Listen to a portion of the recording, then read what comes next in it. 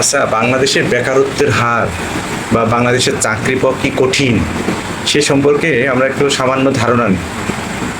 দেখেন, এটা আছে 25শে জুন 2026। আপনারা যদি দেখতে পারেন, ডেইলি যুগান্তর আমাদের বাংলাদেশের একটি শীর্ষস্থানীয় পত্রিকা, ডেইলি যুগান্তরের নিউজ, যেখানে বলা হচ্ছে যে 18 জনের মধ্যে 17 জনই ইঞ্জিনিয়ার, MBA, মাস্টার্স বা অনার্স পাস। তো আমরা একটু ভিতরে তথ্যটা একটু ভিতরে যেয়ে দেখি আসলে কোন জায়গায়। এটা হচ্ছে 18 জনের মধ্যে 17 জন engineer, MBA, masters, honours pass. দেখি আমরা ক্লিক করি। তো এই জায়গায় দেখা যাচ্ছে এটা অফিস সহায়ক পদে চাকরি। এটাকে আমরা যদি দেখি, এই যে একটা ছবি দেখতে পাচ্ছেন, এই জায়গায় ডিসি স্যার আছেন এবং এটা হচ্ছে পাবনা জেলা প্রশাসকের কার্যালয়। আমরা একটু যদি জুম করে একটু দেখাই, যে পাবনা জেলা প্রশাসকের কার্যালয় রাজস্ব শাখায় SSC পাশের অফিস সহায়ক পদে চাকরি হয়েছে 18 জন। এর মধ্যে 17 জনই হচ্ছে BSc engineer, textile engineer, MBA সহ মাস্টার্স ও অনার্স ডিগ্রি থাকে। তাহলে আমাদের দেশের শিক্ষা ব্যবস্থা আসলে কোন পথে যাচ্ছে আপনারা একটু বলবেন।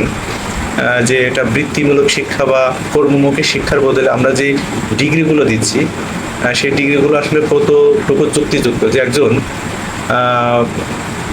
পাবনায় যে দেখাচ্ছে যে চাকরিপ্রাপ্তদের মধ্যে পাবনা বিজ্ঞান ও প্রযুক্তি বিশ্ববিদ্যালয়, AIUB অর্থাৎ বেসরকারি বিশ্ববিদ্যালয়ে পড়েছেন, ইডেন মহিলা কলেজ ও সরকারি এডওয়ার্ড কলেজ সহ বিভিন্ন নামকরা শিক্ষা প্রতিষ্ঠান থেকে পাশ করা উচ্চশিক্ষিত তরুণরা রয়েছে। তাইলে আমরা আসলে আমাদের শিক্ষা ব্যবস্থা কোন পথে এগোচ্ছে? যেখানে একজন পাবনা বিজ্ঞান প্রযুক্তি বিশ্ববিদ্যালয়, আমরা একটু নিচে যে দেখি সে কোন সাবজেক্টে পড়েছে, তাহলে মনে হয় আর একটু ভালো হবে। দেখি আমরা যে খোঁজ নিয়ে জানা গেছে অফিস সহায়ক পদে, এই জায়গা থেকে একটু মার্ক করে দেখি, এই জায়গায় আপনারা যদি দেখেন যে খোঁজ নিয়ে জানা গেছে অফিস সহায়ক পদে নিয়োগ পাওয়া 18 জনের মধ্যে 17 জনই উচ্চশিক্ষিত। এর মধ্যে পাবনা সদর উপজেলার দিলালপুরের ওয়ালিয়েল দিহান আমেরিকান ইন্টারন্যাশনাল ইউনিভার্সিটি থেকে EEE-তে BSc ইঞ্জিনিয়ার।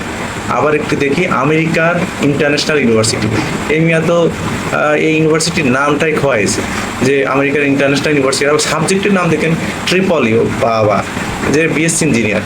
এটা ভাবেন যে এইসব ছেলে মেয়ে অফিস সহায়ক পদে চাকরি করবে, এদের মেন্টালিটি কি? এবং আশ্চর্যজনক বিষয় যে বাংলাদেশে প্রাইভেট সেক্টরে চাকরি বা সে একটা কোনো আত্মকর্মসংস্থানের পথে হাঁটতো, তাদের এদের মান সম্মান, ইজ্জত বা মেন্টালিটি কোন পথে যাচ্ছে আমি বুঝতে পারছি না। যে আমাদের শিক্ষা ব্যবস্থা আসলে কোন পথে যাচ্ছে বা আমরা কর্মমুখী শিক্ষার বদলে আসলে আমরা কি শিক্ষা দিচ্ছি।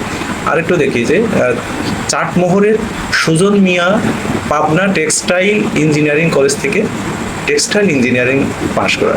চিন্তা করেন এই জায়গায় যে সুজন মিয়া সে টেক্সটাইল ইঞ্জিনিয়ারিং পাশ করে সে এখন অফিস সহায়ক পদে, মানে সেখানে চাট আনবে বা বসের বিভিন্ন রকম বসের যে আপনার খাতা কলম পেন্সিল কিংবা ফাইলগুলো টেনে সামনে দেবে।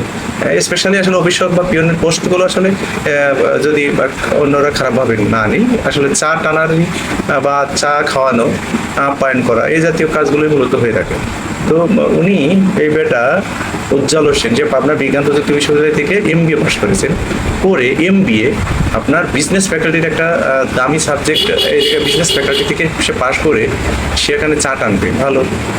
তো আমাদের শিক্ষা ব্যবস্থা সদর উপজেলার রাকিবুল পাবনা এডওয়ার্ড কলেজ থেকে অর্থনীতিতে মাস্টার্স পাস করেছেন। বাহ, ভেরি গুড।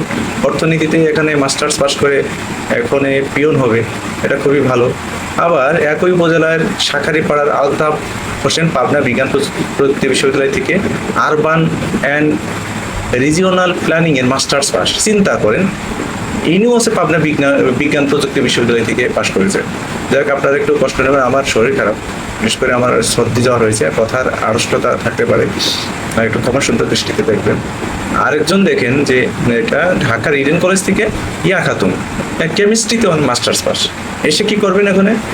যার উচিত ছিল ওই অফিসের সে বস হবে বা ওই অফিসে সে একজন সম্মানজনক চাকরি করবে, সেই অফিসে শেষে সে কি করবে? একজন কম্পিউটার অপারেটর, সে দেখা গেল ইন্টারমিডিয়েট পাস, তাকে সে চা বিলি করবে। বা ভেরি গুড।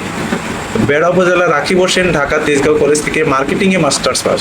আরে মার্কেটিংয়ে এখানে ওই চা টেনে আসলে মার্কেটিংয়ের কি অভিজ্ঞতা কাজে লাগাবে?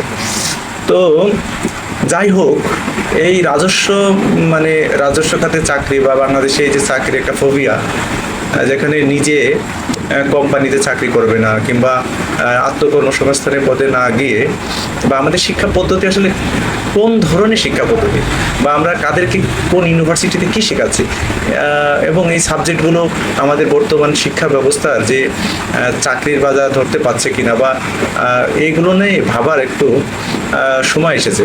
আমাদের সরকার বা আমাদের যারা এই শিক্ষা নিয়ে ভাবেন তাদেরকে খুব দ্রুত সময়ের মধ্যে এগুলো নিয়ে আসলে ভাবার সময় এসেছে। দেখা যাচ্ছে যে দেখেন জাতীয় বেতন স্কেলে 20তম গ্রেডের অফিসার পূর্বে MLSS পদ এবং যোগ্যতা 8ম শ্রেণী পাস ছিল। ভাবেন, আবার একটু দেখে এটা একটু মার্ক করে দেখে, আপনি একটু দেখলে মানে ভালো বুঝতে পারবেন যে জাতীয় বেতন স্কেলে 20তম গ্রেড, যেটা পূর্ব 8ম শ্রেণী পাস ছিল, এখানে সেখানে অ্যাপ্লাই করছে, কি অ্যাপ্লাই করছে? এই যে বিভিন্ন বিজ্ঞান প্রযুক্তি বিশ্ববিদ্যালয় পাশ করা, বিভিন্ন রেপুটেড ইউনিভার্সিটি থেকে এবং রেপুটেড কলেজ থেকে পাশ করা, একদম রেপুটেড সাবজেক্টে, হ্যাঁ, আর এই রেপুটেড সাবজেক্টে পাশ করা এরা এসে এখানে পিওনের চাকরি করবে। তাহলে আমাদের শিক্ষা ব্যবস্থা কোন পথে আগাচ্ছে? তো আমরা খুবই একটা খারাপ দিকে এগোচ্ছে বা আমার মনে হচ্ছে এটা নিয়ে আমাদেরকে ভাবার সময় এসেছে বলে মনে হয়। যাক, আবারও আপনারা একটু দেখেন যে অফিস সহায়ক পদে বা পিয়ন পদে চাকরি 18 জনের মধ্যে 17 জনই engineer, MBA, masters, honours pass. বাহ, ভেরি গুড। বাংলাদেশের শিক্ষা ব্যবস্থা কোন দিকে যাচ্ছে আপনারা একটু জানান, আর আমরা আসলে কোন দিকে আমাদের শিক্ষা ব্যবস্থা দিলে ভালো হয় সেটা একটু জানান। আসসালামু আলাইকুম ওয়া রাহমাতুল্লাহ।